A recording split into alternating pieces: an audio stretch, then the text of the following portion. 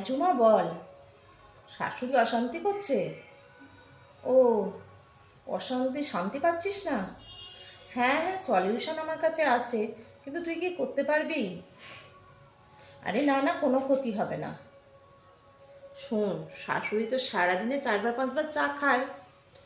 হ্যাঁ, প্রত্যেক কাপ চায়ের সাথে একটা করে ঘুমের ওষুধ আর 1 চামচ করে বেকিং সোডা মিশিয়ে দিবি।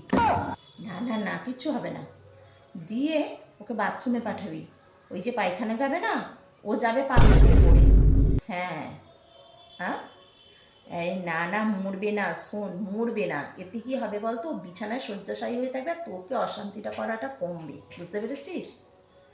আর শোন, বাই চান্স বাবলা কাটা ফুটিং দাঁড়ে মানে ধর পটল তুলে ফেললো, তখন কিন্তু আমার নামটা করিস না মাইরি। না না না, তোর ছেলে মেয়ের দেখার দায়িত্ব আমার।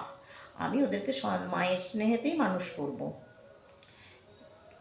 ঠিক আছে, হ্যাঁ হ্যাঁ, আজকেই শুরু করে দে। হ্যাঁ, রাখছি। হ্যাঁ।